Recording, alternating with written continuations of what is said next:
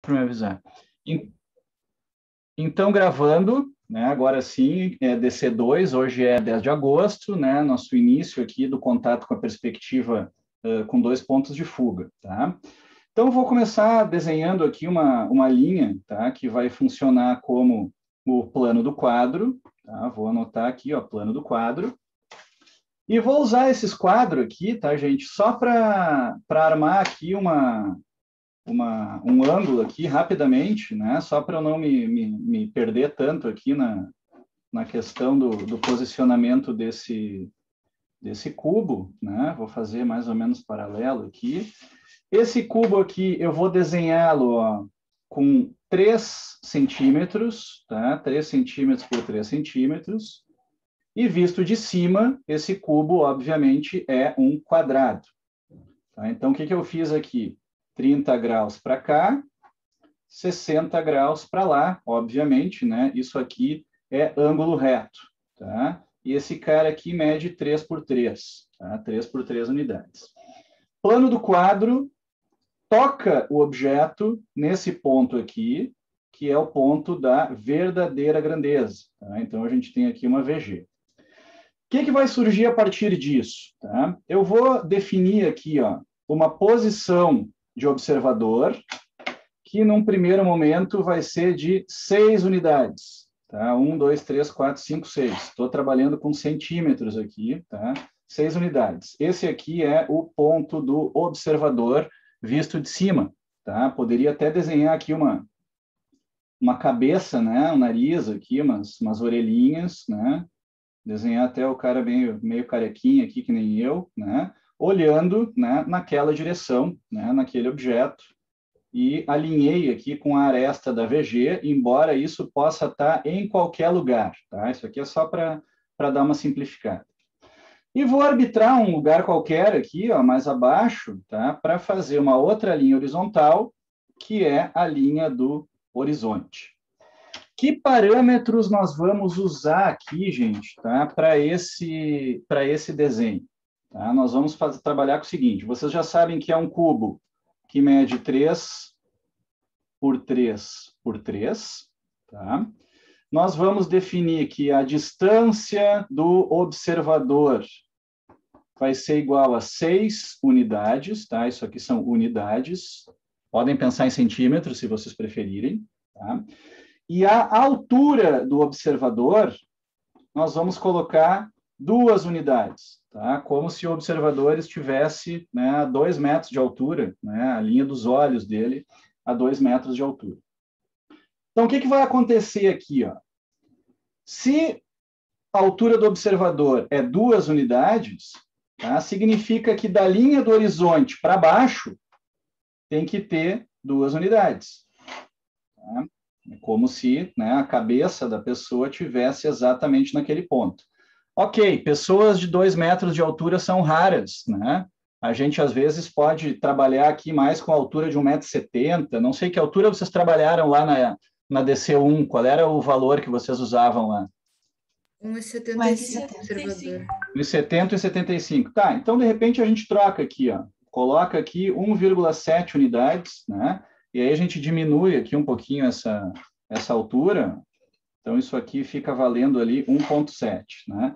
Essa altura aqui de 1,7 é onde estaria a linha de terra, que eu, para ser bem sincero para vocês, nem faço muita questão de desenhar, tá? Mas vou deixar aqui, né, esboçada essa linha de terra, só para vocês verem, né, que ela define a altura da linha do horizonte. A altura total do cubo na VG, 3 unidades. Ó. 1, 2, 3. Né? A pessoa está 1,70, vai sobrar cerca de 1,30 ali. Então, essa aqui é a altura desse cubo na VG. O que a gente faz agora? Precisamos encontrar os pontos de fuga. Né? Então, eu vou puxar aqui, ó, paralelo do observador, paralelo ao objeto, uma linha que chega lá no plano do quadro. Vou baixar isso aqui verticalmente e encontrei aqui um ponto de fuga. Vou levar essa linha também paralela, né, aqui ao objeto lá no plano do quadro. Me digam vocês aí como é que está esse paralelismo, acho que está mais ou menos correto aqui, né? E vou baixar isso aqui. Poderia ter usado o esquadro, né, gente? Mas aí acho que não vai fazer muita diferença. Ponto de fuga, VG. Né? Agora está fácil, ó. É só juntar isso aqui e isso aqui, levar isso aqui até o ponto de fuga, e agora vem a questão principal da perspectiva, né? Vocês viram que eu estou desenhando numa ordem um pouco diferente da do nosso amigo ali do vídeo, mas tanto faz, né? Como saber onde termina esse cubo para não ficar parecendo que ele é uma coisa desproporcional, achatada, ou algo muito estreito, né? O observador olha para aquele pontinho lá, olha o observador ali, olhou para aquele ponto, e encontrou aquele ponto no plano do quadro. Olha para o outro ponto lá adiante, bateu no plano do quadro. E aí a gente desce isso aqui, ó, na vertical, e encontramos aqui esta aresta, e a mesma coisa lá, a gente baixa na vertical, e encontramos aqui a outra aresta. E aí está, né, o nosso cubinho na perspectiva correta, segundo esses parâmetros aí que a gente acabou de usar. Essa aqui é a linha do horizonte, e eu vou até acrescentar aqui alguns calungas, que, como bem disse a Maria Paula anteriormente, não precisam ter nada a ver com a linha de terra. Tá? Se as cabeças deles estão na mesma altura, eu posso eventualmente até ter alguém que está em primeiríssimo plano aqui, ó, né? Ou posso ter outros calungas em planos intermediários, né? Grupos de pessoas, vamos fazer de conta que dá para aglomerar sem máscara aqui, ó, tá? E aí a gente vai ter essa situação, tá? E outras coisas que, né, eventualmente vocês podem vir a fazer aí nesse desenho, aí fica a critério de vocês, né? É quem sabe trabalhar com alguma cor aí, usar, quem sabe, né, um lápis de cor para definir um fundo, um céu, enfim. Mas acho que o mais importante, né, no primeiro momento, é a gente, de fato, né, se preocupar com a questão da montagem correta do desenho. Então, armando aqui, gente, o novo desenho, tá? Temos aqui um plano do quadro, vou marcar aqui um outro cubo de 3x3. E o que a gente vai fazer diferente aqui em relação ao anterior, tá? Vai ser aumentar a distância do observador, né? O anterior a gente fez aqui, ó, com 6 unidades de distância. Esse aqui a gente vai fazer agora, vamos ver aqui, vou botar 10 unidades, tá? Vou botar 10 unidades, ele está mais longe aqui do objeto. Aqui o observador. Né? Já vou armar aqui, ó, através do paralelismo, aqui um dos pontos de fuga aqui de um lado, né? E outro ponto de fuga aqui do outro. Tá? Deixa eu até dar uma conferida aqui para não ficar muito distorcido, mas acho que está bem. Né? Com o tempo a gente vai se acostumando aí, vai achando essas linhas, né? E vejam que o meu traço, né, gente, nem sempre é de primeira, né? Às vezes a gente vai fazendo alguns testes ali até encontrar o ponto exato. Aqui acho que vale comentar com vocês o seguinte, ó. Quanto mais longe estiver o observador do objeto, mais distantes vão cair os pontos de fuga. Então, às vezes, pode acontecer do ponto de fuga cair fora da folha. Tá? Aí não entre em pânico, né? Se isso acontecer, é só emendar um pedaço de papel aqui do lado para eventualmente marcar o outro ponto de fuga e continuar o desenho tranquilamente. Tá? Isso aí é uma coisa bem comum, né? O ponto de fuga eventualmente cair fora da folha.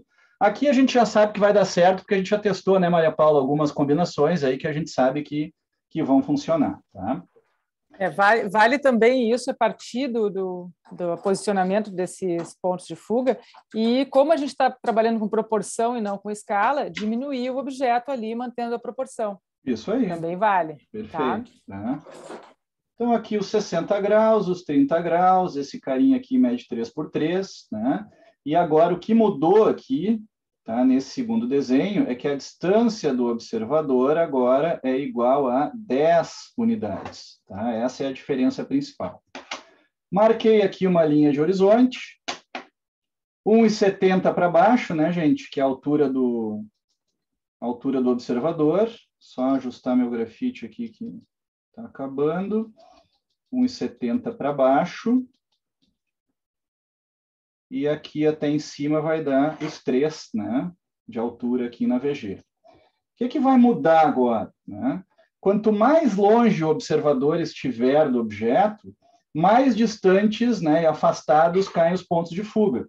Consequentemente, a distorção da perspectiva ela é cada vez menor, né, porque as linhas não ficam tão formando vértices, né, tão pontudos. Tá? Então, isso significa dizer que se o observador está no infinito, né, em relação ao objeto, a gente não vai ter ponto de fuga, a gente vai ter paralelismo. Né, e aí a gente teria uma representação isométrica, mas aí é outra conversa.